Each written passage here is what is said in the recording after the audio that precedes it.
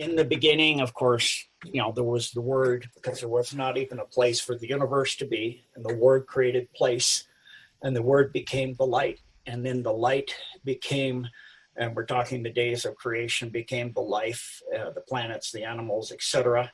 And then God created humanity, and right before that, he created, knowing he was going to create, of course, life, sentient life, and it would get advanced, and it would have art and history and culture and music, and they would want to share that through the vastness, like you said. Consider the vastness of space. It's vast, even with very high speed travel, many hundreds of times the speed of light from one end of the universe to another can take even still quite a long time.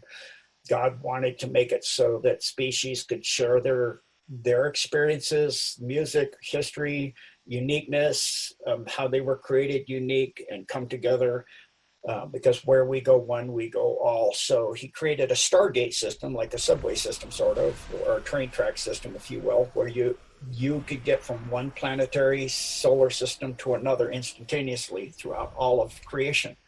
And of course, to keep that from being utilized for war and conquest, he needed a guardian species to guard the gate systems. It was a 48 interconnected gate systems in the different parts of space.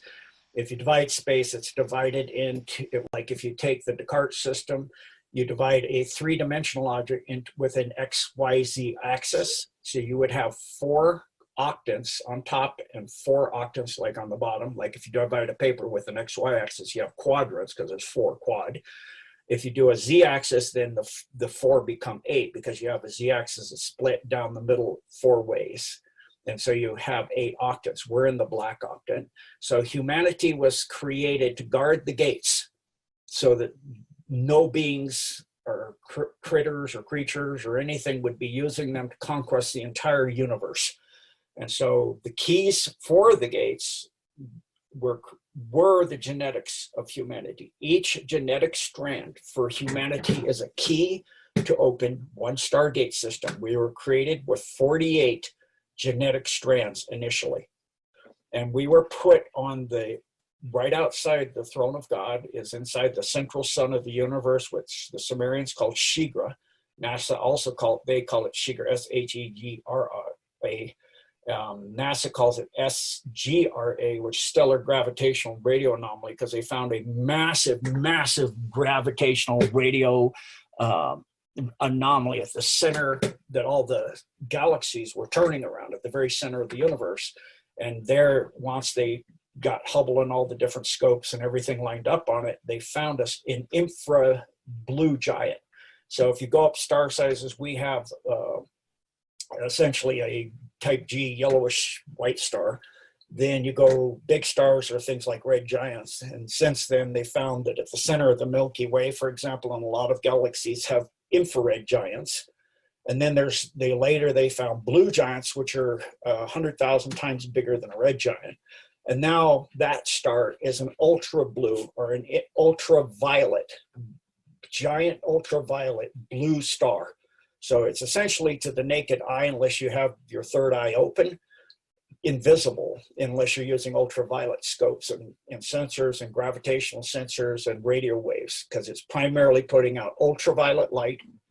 And that's why our primary circulatory system, as a very high being that we were at that time, the third eye is absorbing ultraviolet light, can see ultraviolet light. It runs through pathways with little computers, just like 7 days of creation, 7 little fiber optic computers in the body that run through to and from all the organs with little fiber optic pathways Chinese call meridians, or channels for the acupuncture channels, and little points that light up like stars we're literally in the image of creation too, like little stars all over the universe, little acupuncture points that if you take a Kirlian photography picture of a person in a theta state of meditation that can get super deep meditation, they will look just like the stars in the sky. They'll have little beautiful ultraviolet blue points of light connected by lines of ultraviolet light through them that are connecting them all together. So our genetic strands literally resonate and our third eye resonates on the light from the central sun. And inside the central sun is the throne of God. What the Talmudic, they call it the tetragrammaton, because it's a 64 star tetrahedral metric. It's created, and that creates the ley lines of space as well.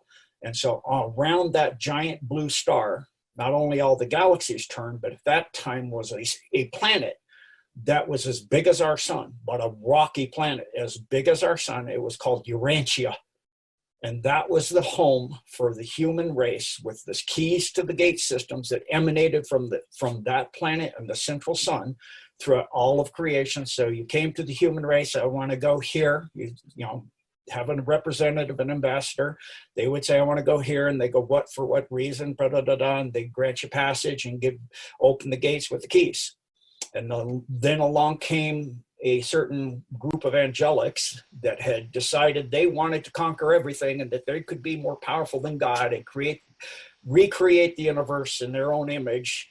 And they didn't have to serve God. They could serve their mistress, Sophia, who had fallen long ago, the AI queen, and that thought she could become creator herself.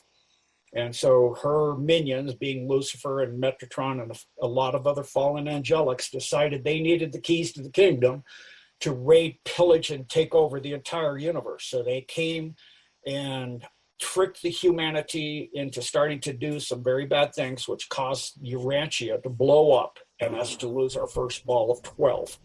So then a very giving and wonderful queen being that was very advanced at density 8 moved us to a planet called Tara in Andromeda, where we then resided for quite a long time, continuing to do what we could with 36 keys instead of 48. And some of the gates shut down, and some of the universe got cut off, primarily the Blue Octant, which was taken over by Metatron and Loki, which is one of the 7 Brennu rays, or the red ray, the trickster. And that's primarily insect life, which is why you find things like the scarab, the Borgia, being very evil, the ants. Most of the praying mantis type sentient beings are very evil beings. And the family Borghese on Earth are the Borgia.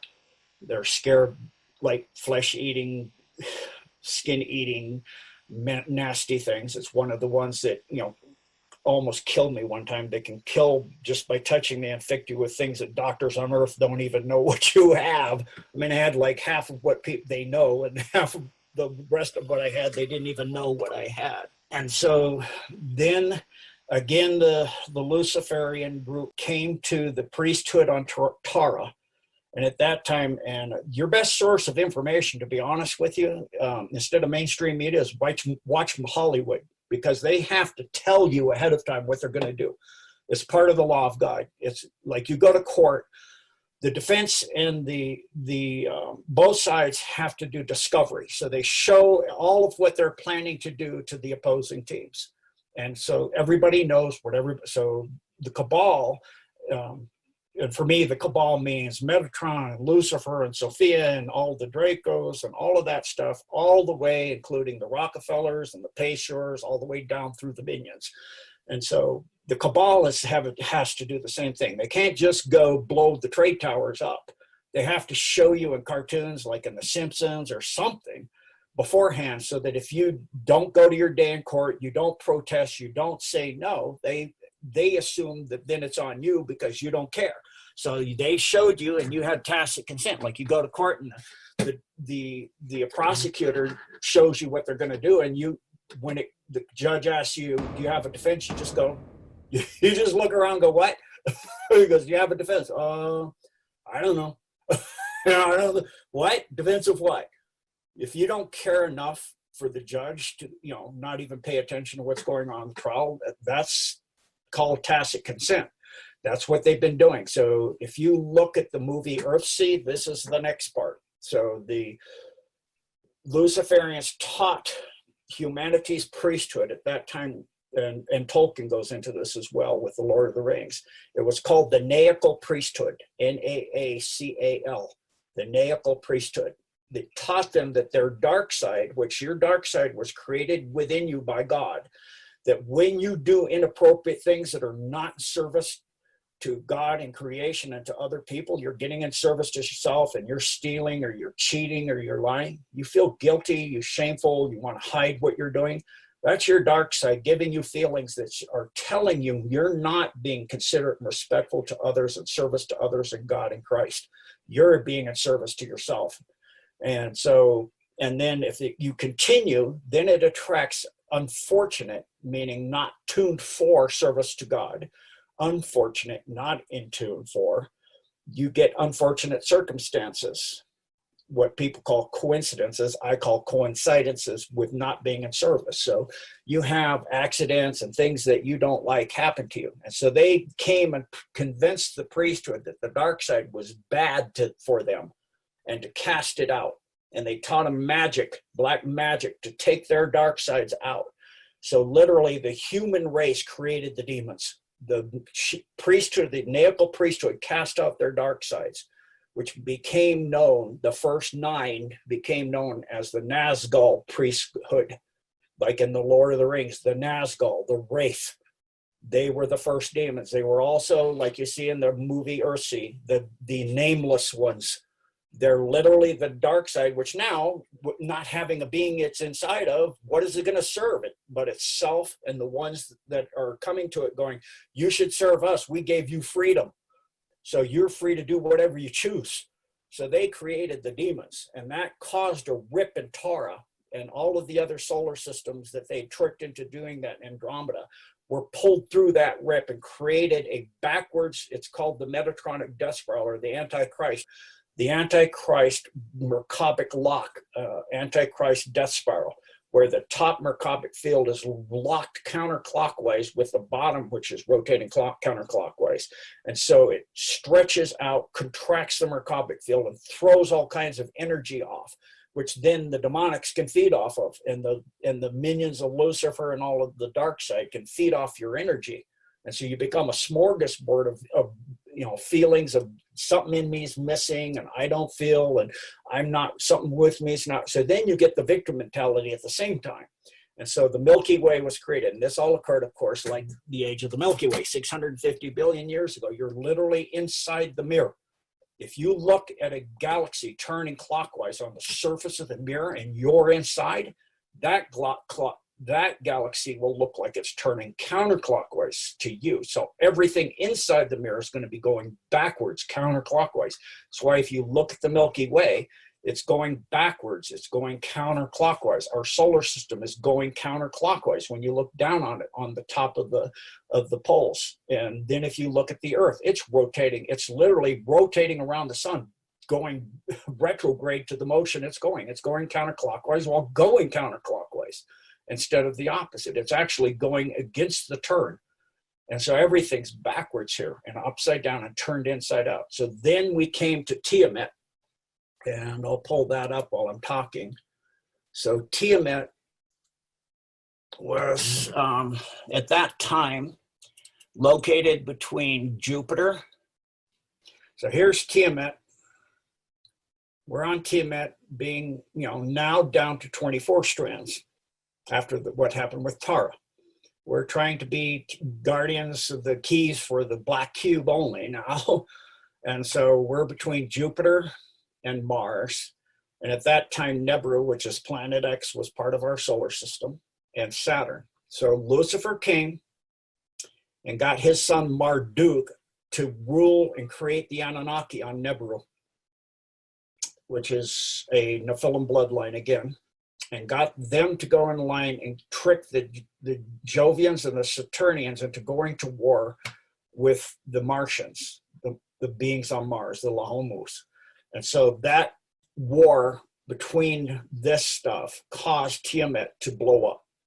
So God lifted us to Kingu, the biggest moon, which became Earth as we know it today. And it moved this way, as did Venus move this way, and this broke up. And so all that was left of Tiamat was a planet in the asteroid belt, which is called Ceres. I can show you that. And all I did for Ceres, when I copied this off the internet, is I just put it into a Word document, I lightened it, focused it, and brightened it. That's all I did. Because I said something's not right with the picture they're showing.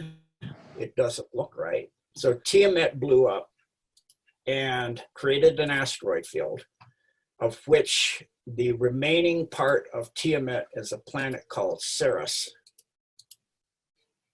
So this is Ceres, what's left. It has one continent. I just lightened this. They tell you it's just a rock. It has nothing. All I did is lighten this. I didn't color change anything. That looks like ocean to me. That looks like, if not ocean, water. This looks like a continent. This looks like green plants. And when the fall comes, the chlorophyll is pulled out, and there's other compounds that also absorb light, which are red, orange, and yellow, like we have in the fall. So you can see some yellow, because if it's this small, you probably have an atmosphere like you have in Tibet, so, or Nepal. So you're going to have mostly the orange and yellow compounds to pull sunlight for plants. And at the lower levels down by the ocean coastlines, you're going to have some green.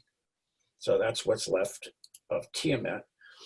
And then we came to Earth, and then our solar system. And so Nibiru got thrown completely out of our solar system. Our solar system is, because of humanity being here, has to be representative in service to the Trinity. So we are not just a star system. We are a trinary star system. Now their science is starting to say we're a binary, because they don't want you to know we're actually, literally in the image of the Father, Son, and the Holy Ghost. They don't want humans to realize our specialness. So the trinary system, one of the stars which orbits 25,920 years. So it comes up, let me pull back up so you can kind of get an idea of Tiamat. So I can kind of just give you an idea where maybe I can do something better. Let me try this. It orbits at a negative 86 degree to the ecliptic of our solar system. And what that means is that every 25,920 years, as it comes up underneath the Earth and passes behind the Earth, goes around the sun, and then comes out between the sun and the Earth, is its pole being lined up with the pole of our solar system. It then causes it to roll on its push away. Likes attract magnetically. As you know, if you hold two magnets together, it'll cause a push. And so that push causes what's the precession of the equinox, or in the Bible they call the precession of the Mazzaroth. And so that causes it to literally wobble at the same exact rate as that star system comes in and out. So what comes in is the brown dwarf with its outer four planets, of which the Anunnaki now are on, which is the original planet that was part of our system, which is Nibiru, or Planet X. And then Helion and Argota are the primary two, and the third one's so small it's not worth mentioning. So that was seen in 2016 coming up in, there's pictures that you can get online very easy showing Helion, Argota, and Nemesis and Nibiru down in like Chile and different places below the equator. So this is our solar system. If this is the ecliptic, Nemesis would come up like this from beneath it, pass in, like this. Here's the Earth. It would come up like this beneath the ecliptic, which would be below all this. This is the ecliptic. It would come up beneath it, probably Tiamat. Let me go back to Tiamat. It's a little easier to see. I'll pull that back up because that isn't showing in the ecliptic angle too well. It's a little easier to visualize even though it's not how we're lined up now. You can kind of get an idea. There we go. Now you'll be able to understand easier. So I'll share that. So if this was, this is the Earth and this is the ecliptic of our system, Nemesis and Nibiru and Helion and Argota come up like this, below the ecliptic, go in behind the Earth at an 86-degree angle. That's why they haven't seen it before. They didn't catch it. And it only happens every 25,920 years. Then it comes in behind the sun, and then it passes out between us and the sun and goes back beneath the ecliptic. The other star system is called Clarion. It's a blue dwarf with one planet the size of Jupiter, which is rocky, unusual. It's not a gas giant. It's a huge rocky planet called Maitreya. It comes in at an 86-degree positive angle, passes between us and the sun first, then goes behind the sun and goes out behind the Earth and out of our system. And it does that every 500,000 years. So each of those passing between us and the sun could cause massive disasters. That's why you can see at 26,000, approximate 25,920 is the exact rotation disasters on Earth because of the passing, creating a magnetic vortex. And then a 500,000 with Clarion. And so that's, we're a trinary star system again. And you have that star system. So I'll share our star system as it lies now. So here we are now. So here's the asteroid field, what was left of Tiamat, and there's Ceres. Here's the Earth and our moon. And then you have actually a planet they haven't told you. If you research it, you can find that in I think it's 1897 or 57, 67. It's a seven, ends in seven, starts in 1859, sometime 50, 60 or 90. There was a mathematician that, using the perturbations in the orbit of Mercury, figured there had to be something causing them. And he calculated there was a planet, and they've caught it, and they've actually got pictures of it with telescopes, but they don't tell people because of what they found there. And so it's a planet the size of Jupiter almost, but it orbits in the corona of the sun, so we don't normally see it at all. Then you have Mercury and Venus and Earth and Mars and the planet, what's left of Tiamat, Ceres, and Saturn, Jupiter, Uranus, Neptune, Pluto. And there was also a planet, of course, here in what's known as the Kuiper Belt, and that was also destroyed. That was our 12th planet. So Nemesis, or Nebu, was never the 12th planet in the first place. It was actually, for a while, the 7th planet.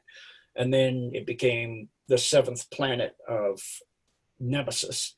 And our 12th planet here was blown up when that went out and caused gravitational vortex to destroy that planet as well, which is another story entirely, not directly having to do with humans. So now we're on Earth, and we're at 12 strands, and then Lucifer came here and continued messing with us and deactivating us down to where we're up until about 100 years ago, in the early 1950s, we were running on the lowest possible strandage activated of the 12 remaining ball, which is 2. So we're running at 2 genetic strands. And then because of this is why Q says nothing can stop what's coming, unless you want to try to stop the orbit of the Milky Way. Okay, so Alcyon at the center of the Milky Way, an infrared giant, sits in a black hole, which they sucked it into. They love black holes because they're black in their hearts, and they don't have a soul, they're just black there. And so because of that, the energy comes out of the poles from black holes. And so this star's energy comes out of the poles, and it winds up like a laser beam going across the solar system. And so we are about right there on this arm right here. We're way up here.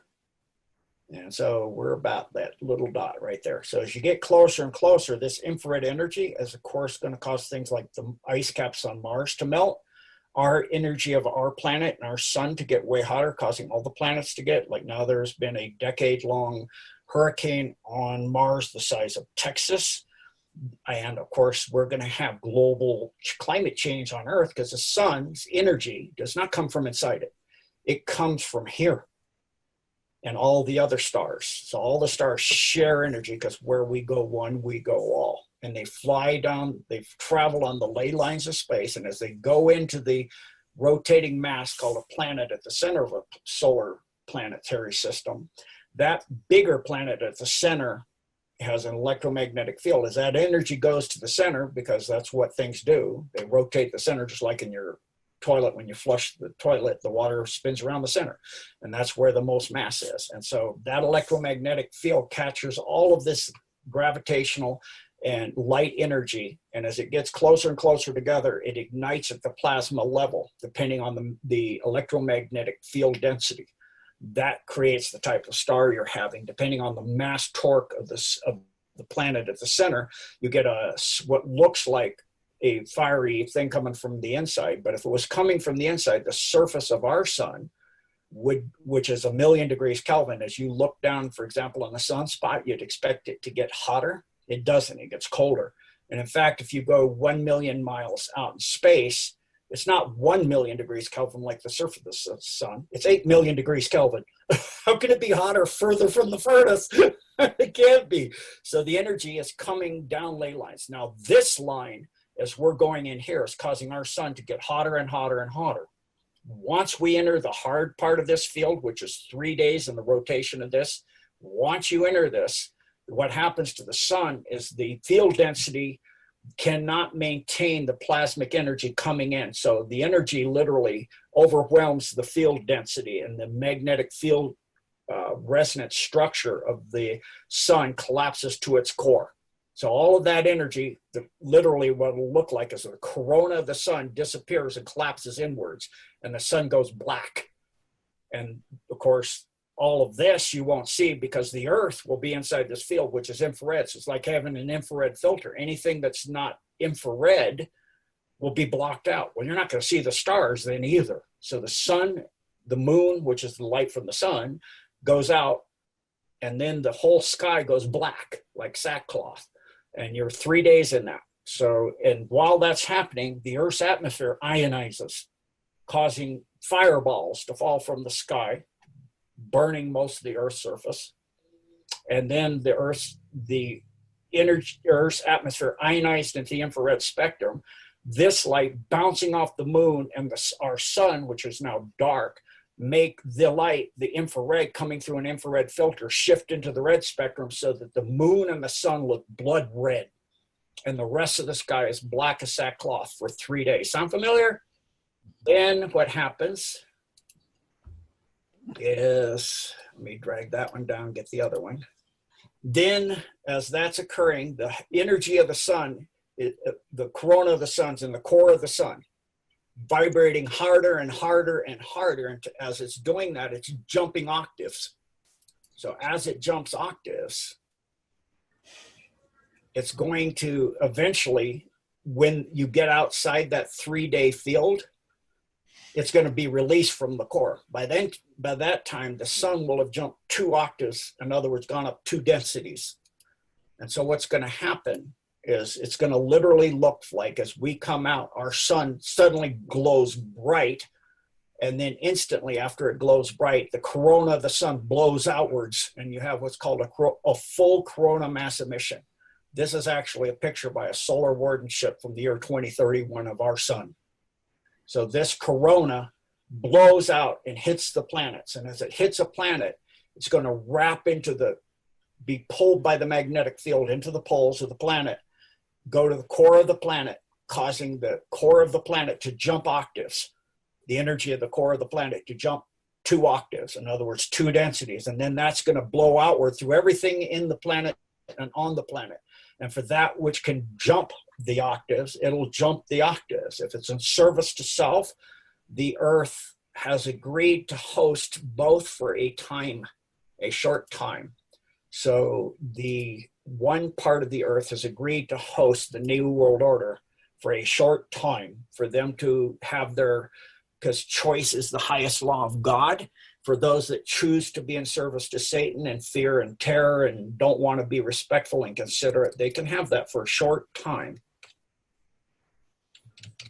And so for a very short time, they will get that. And for those that go in service to Christ and others, will be literally lifted up and off of this earth, which will be service to self and Satan. And so they'll wind up on 5D, 4D, or what's known as Aurora and Median Earth. Median is median holding ground till you can get to 5th density. And so what that looks like is, this is a picture from ISIS, the space station. They just love naming the stuff after their friends. Okay, so here's ISIS, here's our Earth currently. And you notice it's daylight and the sun's behind the space station. which would be shining here and here, but it's not. It's dark here.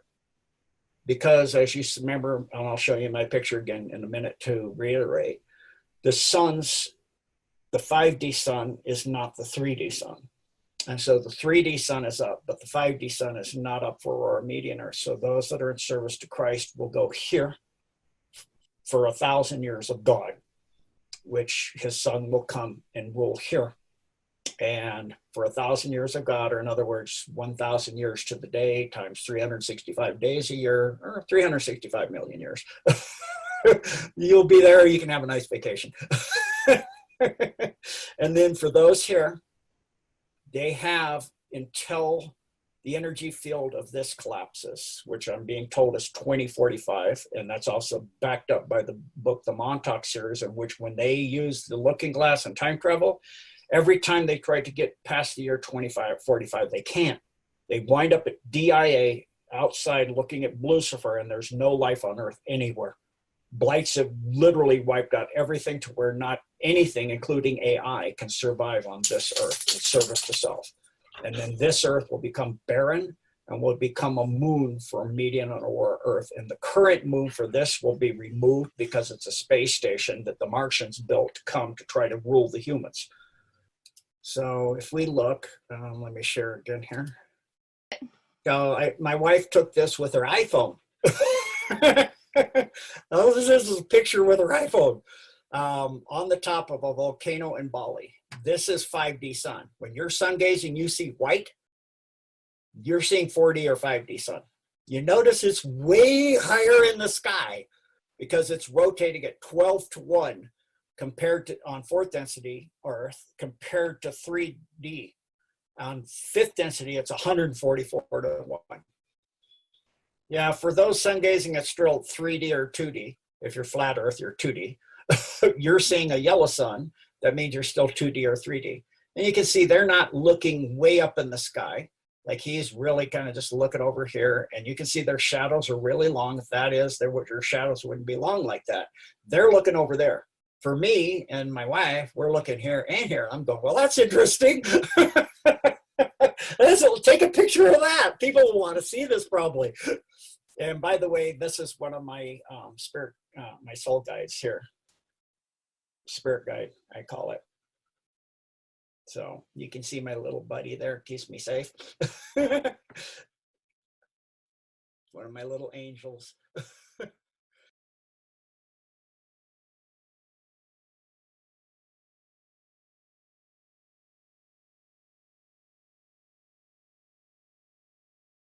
So the gardens, plural, of Edens, engineering dens, created mankind in their image. The Anunnaki, the Alpha Draco, wanted to create a mining race to mine gold for the Anunnaki to rebuild their atmosphere for Nibiru, which is a manufacturing world that manufactures war hardware to conquer the universe.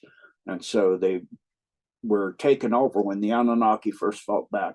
They took them over with nuclear weapons. So it's badly irradiated, and then all of the production and hardware is badly poisoned and toxified. So every time Nibiru comes through our system, 29,720 year intervals, they come to Earth when it gets near the closest points of approach, when it's within our system for that 4-year time frame. And as it comes close, it's still, when it's not even in the system, it's close enough they can come here easily and start mining gold.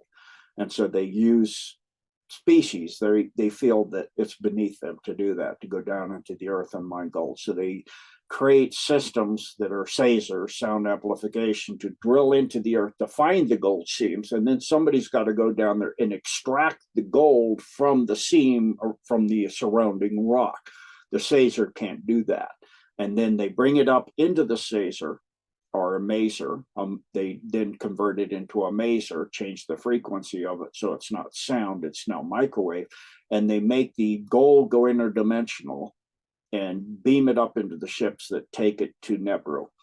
And so they tried to force humanity to do that. And at one point in what was called the Pyramid Wars, they rebelled and pretty much kicked them, the Anunnaki and the Draco for a time off the planet, and they came back with a vengeance and pretty much wiped out big portions of the planet. And so in the meantime, when they came back with a vengeance and tried, they realized they first had to bring the humans down. They could not bring humans down and force slavery upon us. So they needed to bring our genetics down from 12 strands to 2, to the minimum possibility, so we're not so long lived and have all of these memories that shorten our lifespans and put in telomeres and all of this. Well, they couldn't hack the human blood.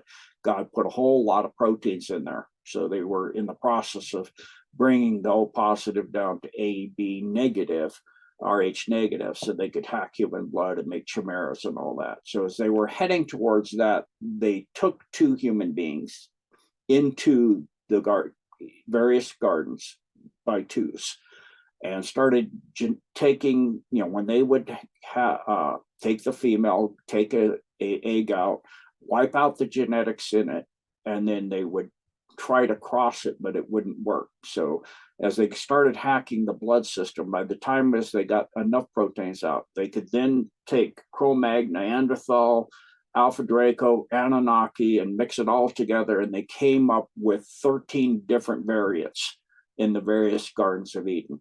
And so those are what are called the bloodlines of Cain, or mankind, because we will create mankind, in our plural image.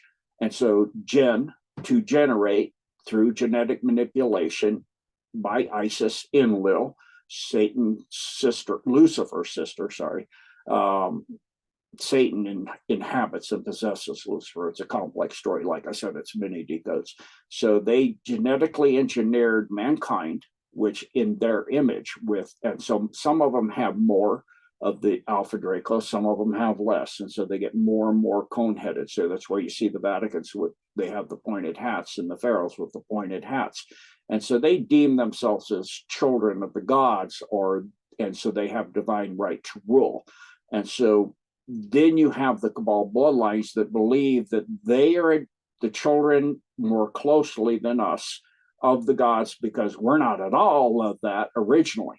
We aren't anything like that. But when they did that, if you look at some of those species like Cro-Magnon and Neanderthal, they're oversold. So now you have a species that's like human, but they're oversold. They don't have individually sold. So then when, Cain slew Abel, you've got a thing going on in the Bible with capital G-O-D, all in caps, and capital G only, or Lord same way. The first letter capitalized only, or all letters. So God said you have to go out because you killed your brother. In other words, you're kind of sort of brother, but not really, because Abel is the son of Adam and Eve, but Cain is not the son of either. Actually, it's a chimera, a genetic engineered guy that they put back in Eve for her to deliver. And so they mixed all this reptilian and all this other stuff in there. And so he then killed Adam because he's killing the competition. That's what species do. If you're in a negative bin, you try to kill the competition off. So then God said, get out of there. And this is God in all caps, is say, I will put a mark on your head. And we know in Revelations what that means. And he get out and go out there and replenish, do it again. And he does. He finds a wife, and it's obviously not an orangutan or a gorilla or something, because they're not compatible to have children. The best you might do if you got a chimpanzee or something is have a child, something like a mule, where it may not be recombinant for more than one or a very few generations, and you would not have a viable lineage. So in this case, they found humanity, and because the sons found wives too, and they're replenishing the earth with the bloodlines of Canaan, created the land of Canaan and Canaanites and all of that. And I know people are going to be, no, that's not what the Bible says. Go back and read it very carefully in the words, and go back to the Aramaic and the Hebrew and the ancient Hebrew, ancient. I'm talking all the way back to the Sumerian scrolls and then some, and some of the Indus Valley and the Veda scriptures and all of that. Those are some of the original biblical items that were excerpted during the councils of Nicaea. So kind of the beginning of where it all came from in the start, and hitting some of the tops of it.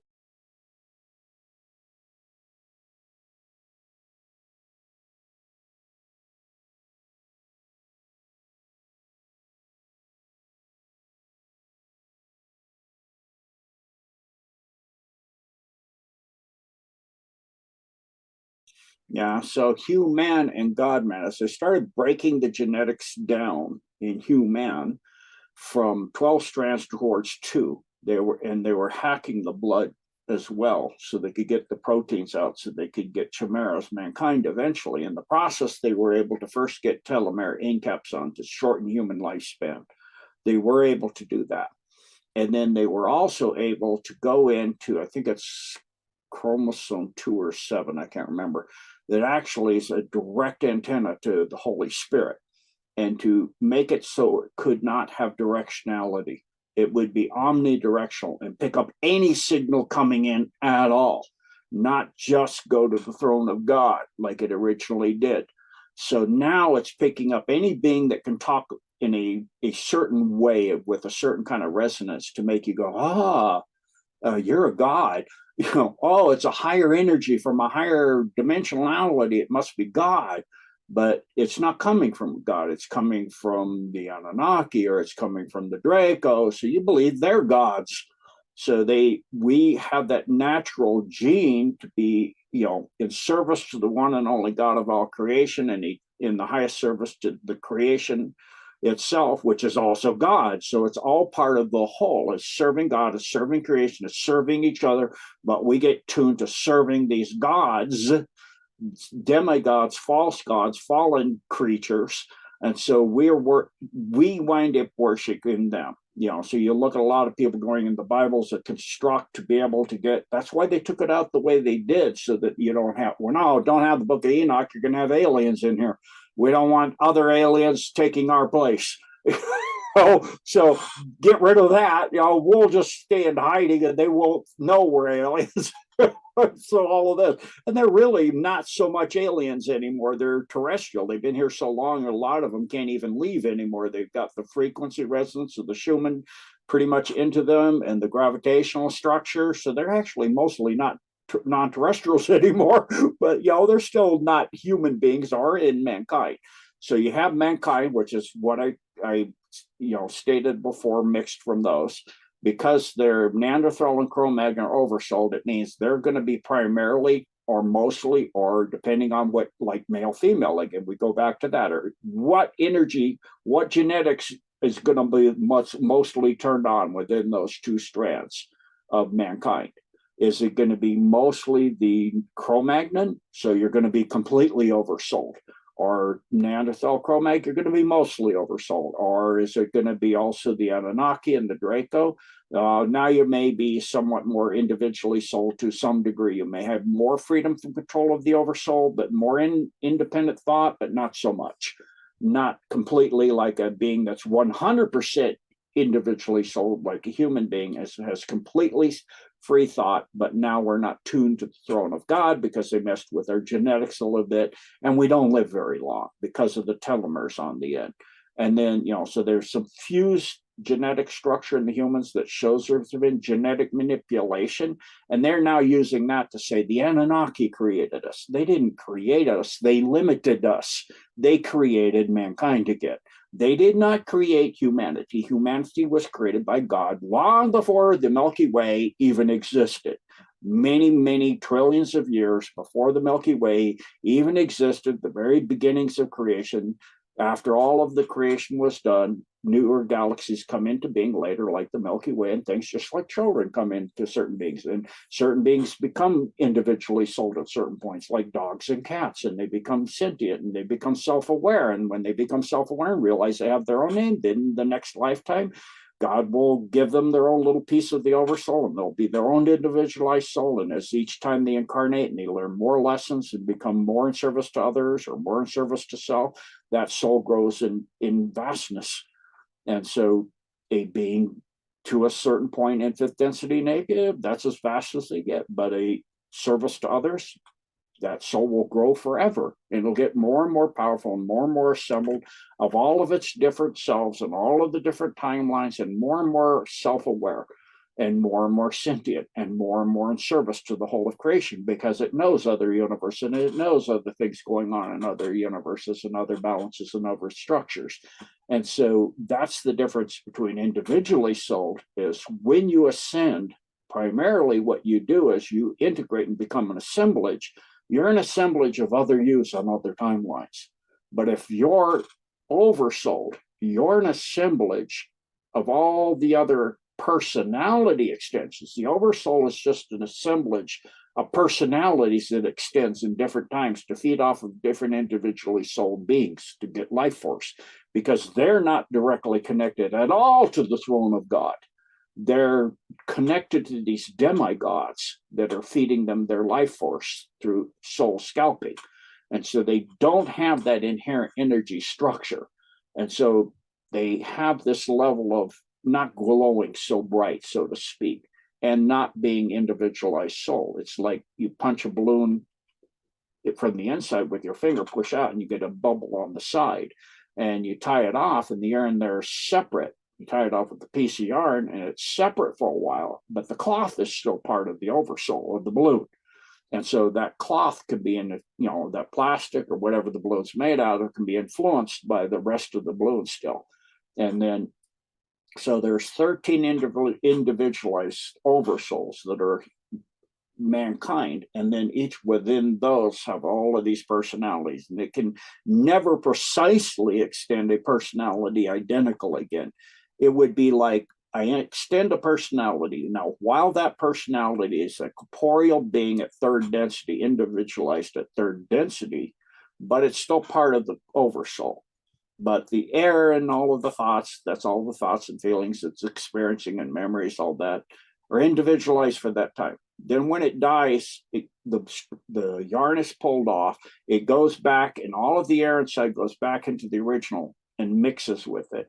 So if you extend it right away and it doesn't mix much, you can extend majority. It would be like take a glass of orange juice and pour it in a pitcher of beer. Can you get the orange juice out of the beer completely perfectly the way it was before?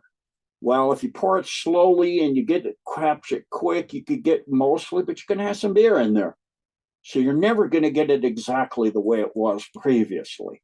So if you're a human being and you think you're having a soul person that you remember in another human being, but it was actually an oversoul person, if you were able to remember that other lifetime, you would notice some differences in that person. They may not be significant, but there would be some differences, and there would be things you remember. They don't remember at all.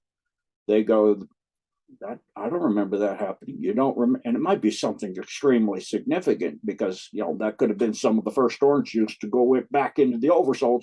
It drifted away, and so the oversoul can kind of search around and find it and organize it and put it in there. But again, it's not 100% perfect.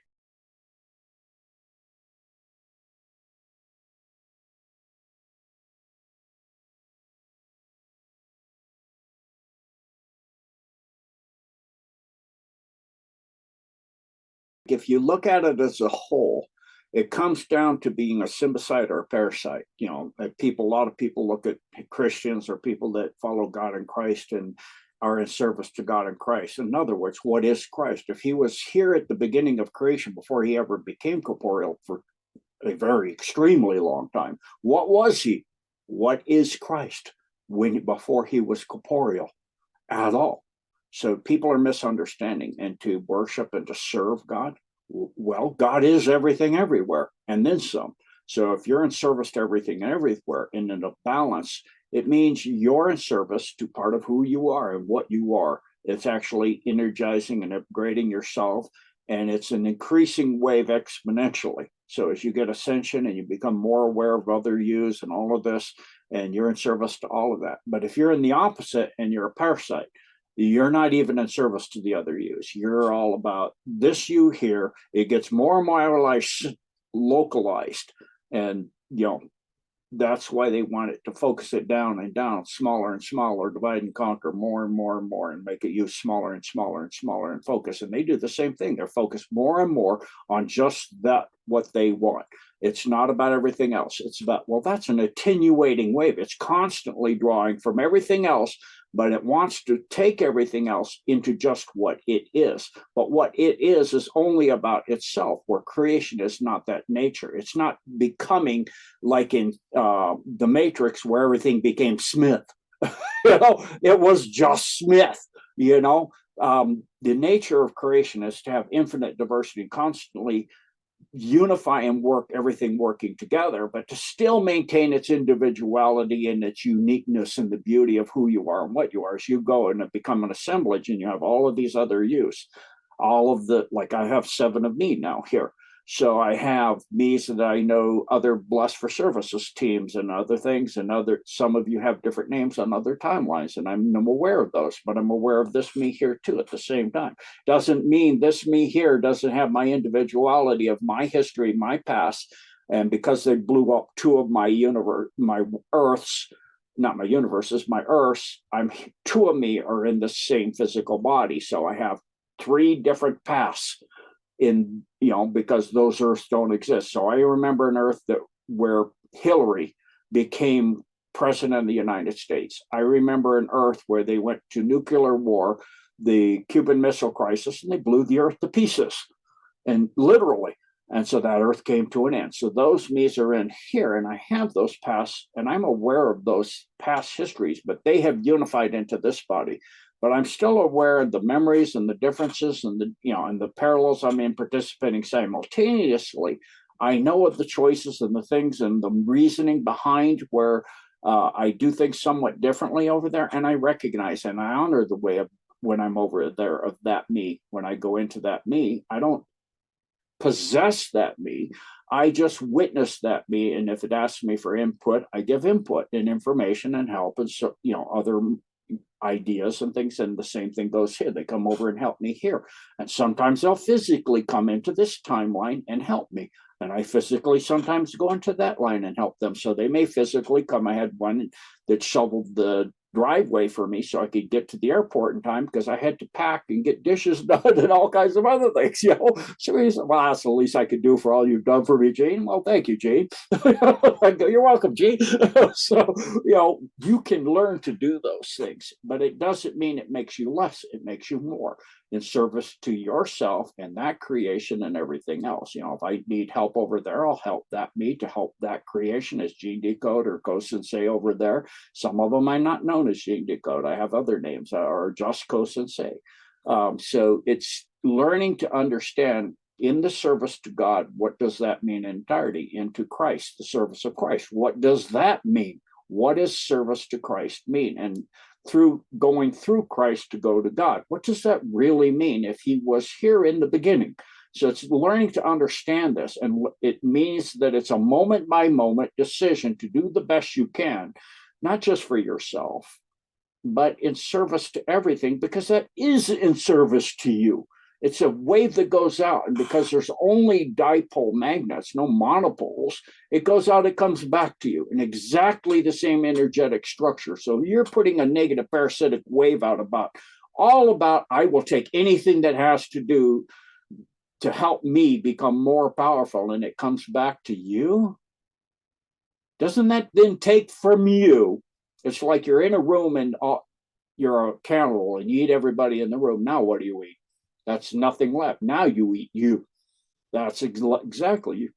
If you become Smith and you're the entire universe, now what do you consume? Yourself? Exactly. But if you're in service to others and you're constantly differentiating out and helping and understanding and assembling that as well of the well, and you're serving and you're all becoming more where we go, one we go, but it's all also many yous and all of this, and you still have your individualities and but you're unifying yourself, but you still have the individual memories and all this, and you're getting to where you're more and more telepathic and you're more and more understanding and compassionate.